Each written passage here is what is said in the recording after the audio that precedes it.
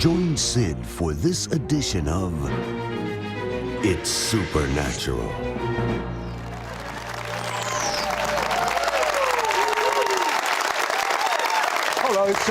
Bonjour, c'est Trott ici. Bienvenue dans mon monde où il est naturellement surnaturel. Mon invité dit que vous pouvez faire taire Satan pour toujours. Y a-t-il quelqu'un ici qui est intéressé? Is there anyone here interested in that?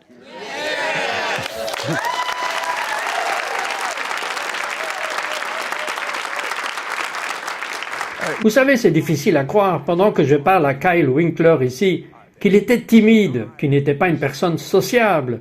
Et puis, à 16 ans, tout a changé. À quel point votre timidité était-elle mauvaise? Everything changed. How bad was your shyness? Sid, J'étais au point où j'étais timide d'une façon presque débilitante, je dirais. Dans mes années maternelles, première année, j'étais si timide qu'ils pensaient en fait que j'avais un problème de lecture. Alors ils m'ont mis dans un groupe spécial pour les enfants qui avaient besoin d'aide spéciale à la lecture. Je suis allé dans ce groupe et il s'est avéré que je pouvais très bien lire, mais j'étais si timide que quand ils m'appelaient pour lire, je voulais juste ne pas bouger. C'est comme si je ne l'avais pas fait. J'étais juste si timide de parler à haute voix. Et bien sûr, cela m'a gêné. Enfant, cela m'empêchait de me faire des amis. Cela m'a gêné en athlétisme. Et donc, je suis devenu un incompris. Je suis devenu rejeté, un paria. Et bien sûr, ça m'a tourmenté pendant tant d'années. À 16 ans, pourtant, tout a changé. Qu'est-il arrivé? J'ai eu une révélation de Jésus comme je n'en avais jamais eu auparavant. J'ai finalement compris que Jésus était vivant. J'ai finalement compris que Jésus avait de la puissance dans ma vie. Et donc, quand c'est arrivé, j'étais rempli d'audace. Quand j'étais rempli du Saint-Esprit, j'étais rempli d'audace. C'est comme ce qu'ils disent dans Actes 4, verset 31, que lorsqu'ils étaient remplis du Saint-Esprit, ils ont soudainement parlé avec audace. Et comme j'étais saturé de la présence de Dieu dans ma vie comme jamais auparavant, j'étais saturé de cette audace. Et tout à coup, les choses qui me faisaient reculer ne me retenaient plus. Je commençais à chercher des moyens à partir de là pour parler aux gens et me mettre devant les gens et partager ce message qui m'avait libéré.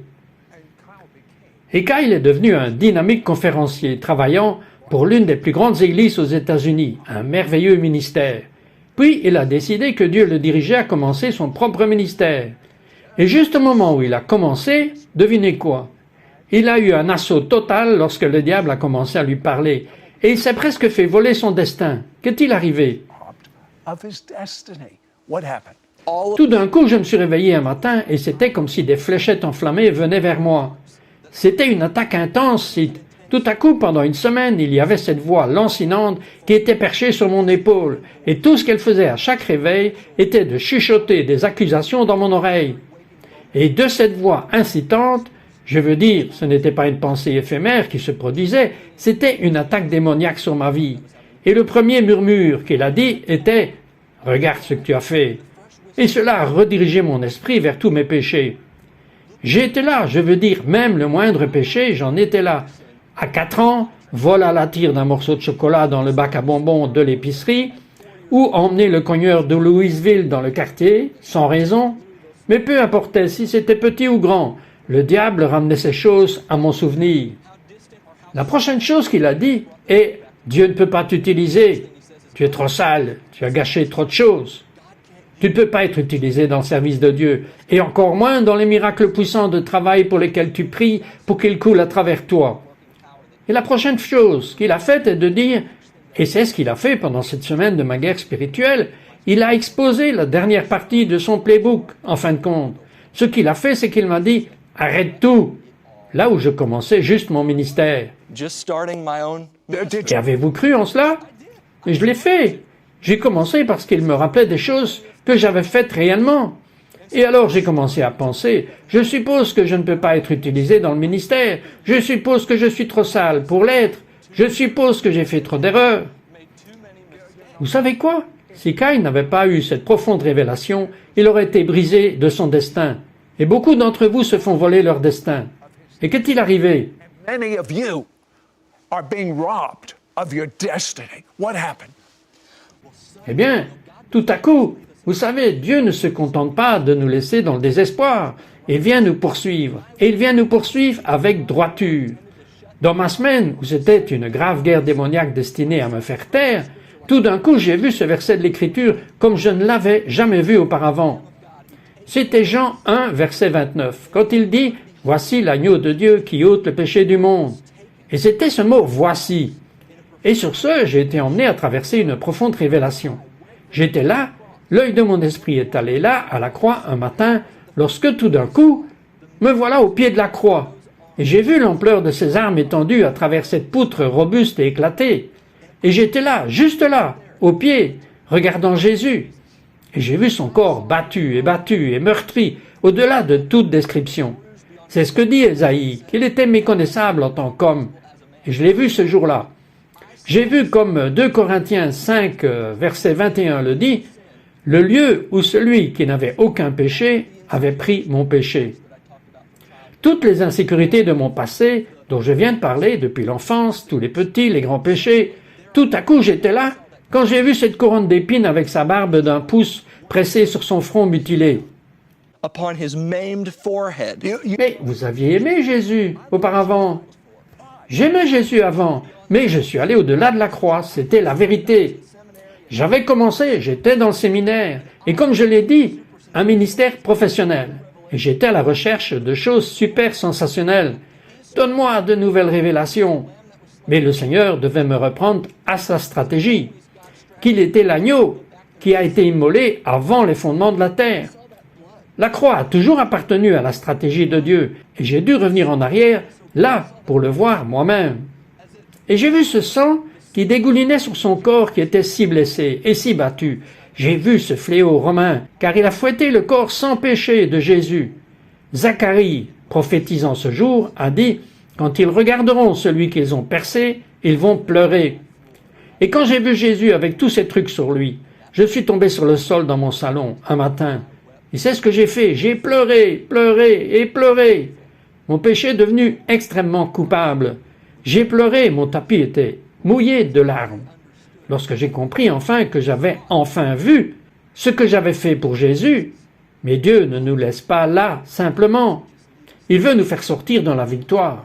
Out into victory. Vous savez, intellectuellement, vous comprenez ce que Kyle dit. C'est une révélation.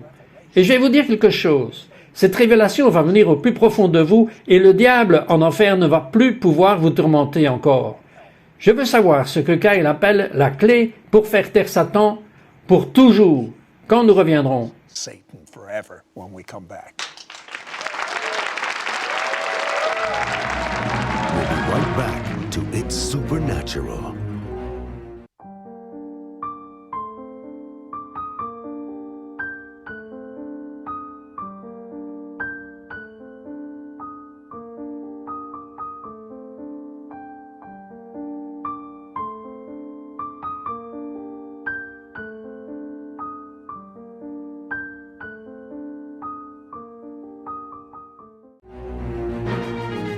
We now return to It's Supernatural.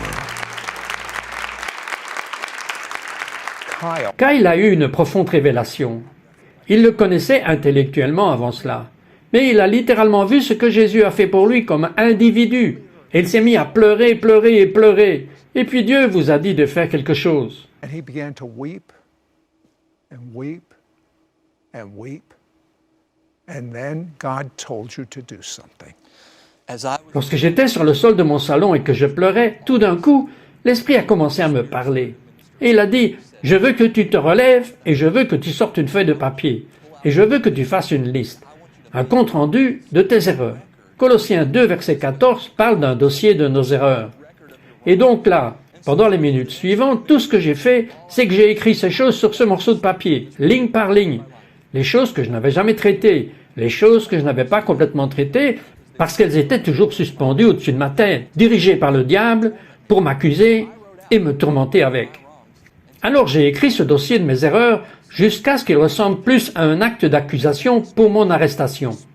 Et puis, comme c'était fini, l'Esprit me dit encore, « Maintenant, je veux que tu dessines sur ce papier une croix, et je veux que tu écrives le mot « sang ». Dessine une croix et écris « sang ». J'ai fait cela sur ce papier. J'ai dessiné une croix et j'ai écrit « sang ». Et j'ai recommencé jusqu'à ce que ce papier soit complètement couvert par les deux seules choses qui peuvent en fait couvrir nos péchés, qui sont la croix de Jésus-Christ et le sang qui a coulé dessus. Alors l'Esprit m'a dit, c'est entièrement recouvert de croix et de sang, je veux maintenant que tu déchires ce papier en lambeaux, symbolisant que j'ai jeté ton péché de l'Est jusqu'à l'Ouest. Et je vous dis, je me suis levé à ce moment-là avec une nouvelle hardiesse. Comme j'avais entendu Jésus, comme il a tonné pendant toute la création à entendre ces derniers mots qu'il a prononcés sur cette croix avant d'expirer, il a dit « C'est fini ». Et je veux dire à quelqu'un qui regarde aujourd'hui « C'est fini ». Jésus a dit il y a 2000 ans, comme il est mort sur cette croix pour vos péchés, il a crié sur votre vie que c'est fini. L'esclavage du péché, c'est fini. La culpabilité et la condamnation sont finis dans votre vie. La question de « Est-ce que Dieu m'aime ?» c'est fini lorsque vous allez à Jésus. C'est ce que j'ai entendu pour moi-même. Et je vous dis, quand je me suis levé, c'était comme une vie ressuscitée ce jour-là. Resurrected life that day. Définissez la clé pour vaincre Satan dans votre vie, le faisant taire. in your life, silencing him. The key La clé, c'est la stratégie tout le long, qui est la croix, ok? C'est la clé. La croix est le lieu où Dieu prend les choses que le diable a destinées à votre défaite, toutes les culpabilités, toute la honte. Il tourne cela autour. Jésus est connu pour tourner les tables. Il la retourne et il utilise ces choses-là, en fait, pour le vaincre à sa place.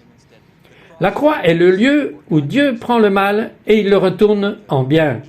Et c'est la clé pour la victoire dans votre vie. for your life. Speak En parlant de croix, vous dites que tout le monde est à la croisée des chemins de la mort. Expliquez. of death. Explain. That's the C'est la vérité. Pendant que je traversais cela, Dieu m'a dit, tu te tiens devant un carrefour et tu peux soit aller à la corde ou aller au clou. Tu peux aller te faire pendre ou tu peux être détenu. Mais de toute façon, tu dois mourir. Ça a été une révélation pour moi. Dans tous les cas, vous devez mourir. Vous voyez, Satan voulait me prendre, comme il a pris Judas, sur une route si remplie de culpabilité, de condamnation et d'accusation de mon péché, pour être pendu. Ou je pourrais prendre cette même culpabilité et cette même honte, et je pourrais les prendre jusqu'à la villa de la Rosa, le chemin de la croix, à voir Jésus, l'homme suspendu à la croix, et le voir avec tous ces trucs sur lui. Mais de toute façon, je devais mourir. L'un serait la mort de ma voix, la mort de mon destin, la mort de mon ministère, et l'autre serait la mort de ma chair. Mais pour que je puisse donner à Jésus mon identité et que je puisse recevoir la sienne, sans tache, parfaite, une identité sainte et juste, et tout le monde s'en tient à ce carrefour, c'est la mort de toute façon, mais la mort de votre destin ou la mort de votre chair, pour recevoir le destin de Dieu dans votre vie. destiny for their lives. But Mais ensuite, vous avez eu une révélation du livre de jeu de Satan. Comment aimeriez-vous jouer au football et savoir exactement ce que l'autre équipe va faire? C'est ce qu'il a commencé à trouver. Que vous a-t-on montré? what he began to find out. What were you showing? The Lord Le Seigneur m'a montré, comme Paul le dit, que nous devons au moins comprendre la tactique de Satan afin que nous ne soyons pas dupés par lui.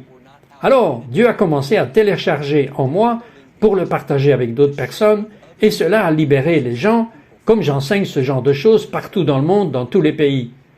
La première chose que le diable fait, vous voyez, il n'est pas créatif, mais il est prévisible. Il traverse les mêmes choses, personne après personne après personne. La première chose qu'il fait est qu'il parle beaucoup. C'est ce qu'il a fait avec Ève dans le jardin. Dieu a-t-il vraiment dit? Question marquante. C'était un mensonge pour la faire douter de la parole de Dieu. La prochaine chose qu'il fait, il culpabilise. Adam et Ève, après avoir pris cet appât de Satan, qu'est-ce qu'ils ont fait?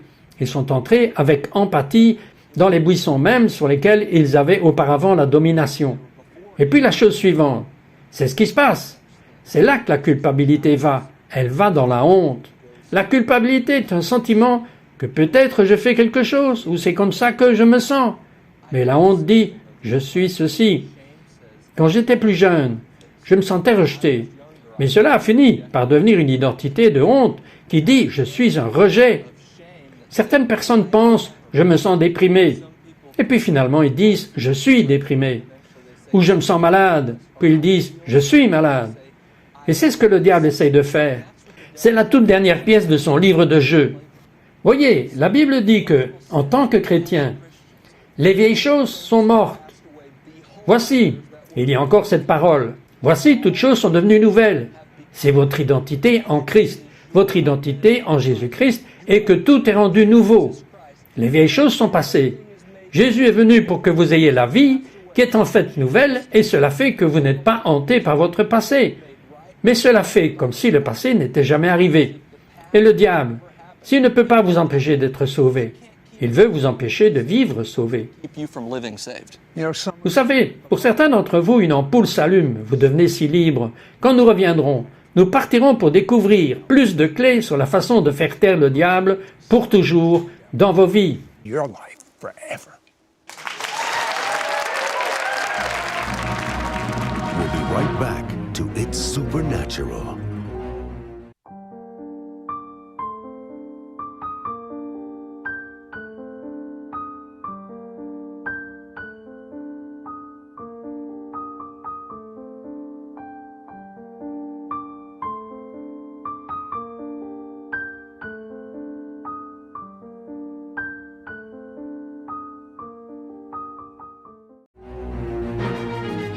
We now return to It's Supernatural. Yeah. Maintenant, Kyle, j'aime votre citation. Le combat spirituel n'est pas de s'engager dans un combat avec Satan, qui est déjà vaincu. Il s'agit de vivre dans la victoire de celui qui l'a vaincu. Notre emphase s'est trompée. Our emphasis has been wrong. That's right. C'est vrai, nous pensons que nous devons nous adapter, que nous devons combattre le diable. Mais le diable est vaincu. Il a été vaincu à la croix de Jésus-Christ. Et donc, j'ai dû apprendre de l'Écriture que ce que Jésus a dit est le modèle par lequel nous devons vaincre le diable et combattre le diable dans nos vies. In our lives. You t- Vous dites, et j'aime cela, qu'il est temps de parler de retour au diable. to the devil. That's right. C'est vrai, c'est ce que Dieu m'a montré. Et pour sortir de ce truc, c'est l'un des plus grands moyens. C'est la façon dont Jésus, quand il devait combattre le diable dans le désert, nous parlons du diable essayant de voler l'identité. Ici, Jésus est dans Matthieu 3, il se fait baptiser, puis les cieux s'ouvrent et Dieu parle de l'identité de Jésus. Ceci est mon Fils en qui je suis bien heureux. Première fois dans l'Écriture qu'il y a une identité publique dite sur Jésus par son Père. Puis la chose suivante, Matthieu 4, il sort dans le désert, il est affamé. Que vient dire le tentateur? Il vient mettre le doute sur Jésus, sur l'identité même que Dieu a mis sur lui. Il a dit, si tu es le Fils de Dieu. Mais Jésus n'écoute pas cela, et nous n'avons pas à le supporter non plus. Voici ce que Jésus a fait. Il a utilisé le pouvoir de la parole de Dieu pour répondre au diable. Il a dit, c'est écrit. Et il a utilisé un verset pertinent de l'Écriture pour fermer le mensonge du diable dans sa vie. Vous voyez, le père du mensonge n'a pas de pouvoir quand la vérité du Père est présente. Et donc, quand j'ai vu cela, vous savez, Satan n'a pas de réponse à cela. Donc, comme Jésus a fait cela, il a fait 2 fois plus. Et il est dit que Satan a fui et que des anges sont venus servir Jésus. C'est donc ce que j'ai commencé à faire dans ma vie. Lorsque vous prononcez la parole de Dieu, finalement, il faut ces ongles de la crucifixion de la croix de Christ et qui percent ce mensonge pour qu'il tombe en avant et même qu'il ne puisse plus entrer et vous déranger. Il prend l'influence tout de suite de celui-ci. Went right out of it. I want you. J'aimerais que vous priez pour les gens en ce moment. Je veux que vous le sachiez. Dieu vous le dit maintenant, que vous n'êtes pas dans votre passé, vous n'êtes pas dans vos sentiments, vous n'êtes pas ce que quelqu'un d'autre a dit à propos de vous. La parole de Dieu est votre réalité, et il veut vous le dire à cause de son sang, à cause de sa croix qu'il vous déclare juste, accepté, pur, impeccable, propre, saint, choisi et aimé. Vous obtenez l'identité de Jésus, et vous pouvez ressembler à Jésus parce que vous êtes couvert en Jésus. Alors maintenant, je veux qu'on y aille. Lorsque je l'ai fait, juste brièvement, positionnez-vous à la croix en ce moment et voyez cette rupture de la servitude. Voyez le sang de Jésus-Christ comme il vous couvre de la tête aux pieds. Voyez-le vous couvrir. Pas un pouce de vous n'est épargné par son écarlate. Et je veux que vous voyiez comment cette identité de l'ADN même de Jésus commence à vous couvrir en ce moment. Je veux que vous disiez cela à haute voix en ce moment. Versez-le sur Jésus. Dites-le. Versez-le sur Jésus. Jesus. Say it. Pour it on Jesus. Jesus. and see. Versez-le sur Jésus et voyez-le. Et maintenant, je crois que les identités sont brisées. Le passé est brisé. La dépression en ce moment est brisée. Il y a des symptômes en ce moment qui sont brisés. En ce moment, par la servitude brisée par le sang de Jésus-Christ. Une nouvelle identité vient sur vous. L'identité parfaite de Jésus vient sur vous. Et c'est une identité que le diable ne peut pas accuser parce que ce n'est pas de vous, mais de lui, dans laquelle il ne trouve aucune faute. Écoutez, Jésus vous dit juste maintenant, c'est fini. Jesus say over you right now, it is finished. It is C'est fini, je vous le dis, c'est fini. Dieu dit dans Jérémie 31, ceci est la nouvelle alliance. Et Dieu dit, je ne me souviens plus de tes péchés. Sois libre. Soyez-le dans la joie. be free. Be in joy.